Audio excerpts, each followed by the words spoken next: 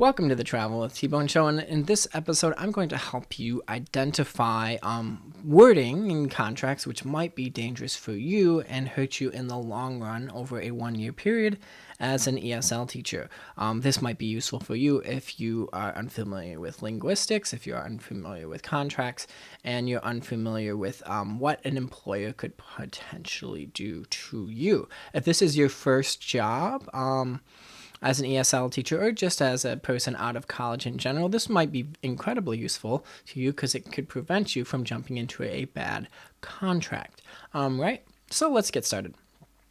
So employers will write contracts that will always be in their favor. I would very rarely see an exception to this rule, and because of that, employers always want to protect themselves, so for protecting you. Now, this is completely normal.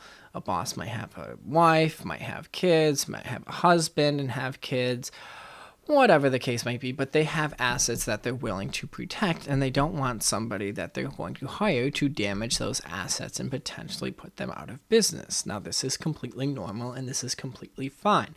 Now, as an employee, you want to get the best deal possible so that way you can make the most money or have the most time or whatever it is you're looking to get out of a contract. Now, employers, for example, might write things that are just vague. Now, if you're seeing something that is vague, this is a big red sign. The reason why is it ties to something in linguistics called hyponymy, right? So here's a quick little thing on display. So we have a hypernym here, and then we have the hyponyms.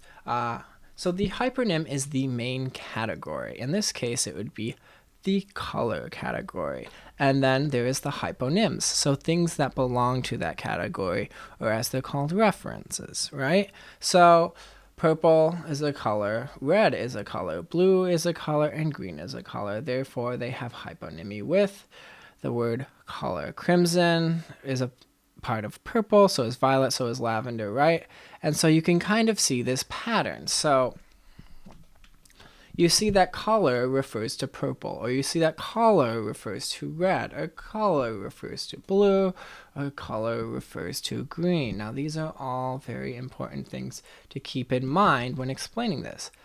The reason why is if a contract says something like, under circumstances, the employee does things that are undesirable, we can let him go, right? If we look at this and we were to put undesirable in the top here, what would be undesirable? Would it be bad clothes? Would it be bad breath?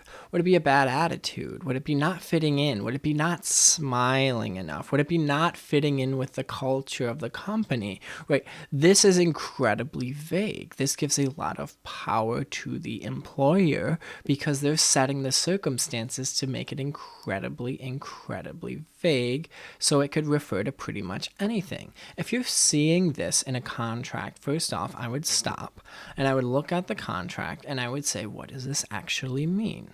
So if it gives some examples, say like, it means you have to show up on time. It means you have to make lesson preparations. It means you have to do grading. It means that you have to turn in grade reports, stuff like that.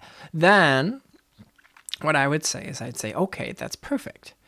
Can we get that in writing? I want to see this on a piece of paper so that way I can sign to something and I know I'm committing to exactly what this means. So instead of saying under some circumstances in which the conditions for employment become undesirable, and then maybe have it say see sheet A or see appendix A or whatever, or some sort of reference that gives all of the things that are undesirable for them, so that way you can be protected so they can't fire you whenever they feel like it or whenever they feel that you've become undesirable. So this is how hyponymy, references, and linguistics can help you analyze contracts so that way you can have a better, brighter ESL contract and future. So that's all for this video. If you liked it, give it a like. If you disliked it, please put a dislike and leave a reason why